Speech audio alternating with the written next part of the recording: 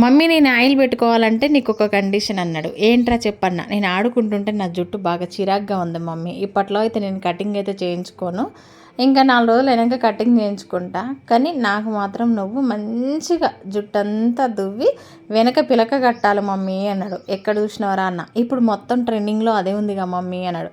సరేలే ఏదైతే ఏముంది, నువ్వు ఆయిల్ పెట్టుకోవడం నాకు కావాల్సిందని చెప్పేసి ఇంకా మన భృంగరాజ ఆయిల్ అయితే, హెయిర్ ఆయిల్ అయితే మంచిగా అప్లై చేసిన తలకి.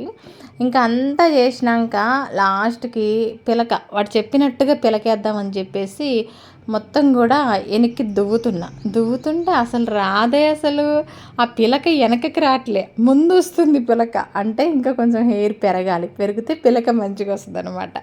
మమ్మీ నువ్వు నన్ను ఏదో చేసేటట్టే ఉన్నావు మమ్మీ అని చెప్పేసి దూకుంటున్నాడు. ఇంకా లాభం లేదని చెప్పి ఎంత ట్రై చేసినా పిలకైతే రాలేదండి. ఇంకా మొత్తానికైతే ఆయిల్ అయితే మంచిగా పెట్టేసిన. ఇంకా నా చేతికి దొరికింది ఇదే ఛాన్స్ రా బాబు అనుకున్నా. ఇక అప్పుడప్పుడు ఇట్లుంటుంది అనమాట. మా నాని బాబుతోటైతే ఏమన్నా ఆడుతున్నాడా అసలు. ఫేస్ చూడండి ఎట్లా అయిపోయిందో. ఈ హాలిడేస్లో ఈ పిల్లల్ని ఎట్లా కాపాడాలో ఏమో దేవుడా. ఇంకా సరేలే ఫ్రెండ్స్, మరి మీ ఇంట్లో మీ పిల్లలు కూడా ఇట్లనే ఉన్నారా? నాకు మా పిల్లలకి వచ్చేది ఈ ఆయిల్ దగ్గరే అనమాట గొడవ. పెట్టుకోమని నేను, పెట్టుకోనని వాళ్ళు. ఇట్లా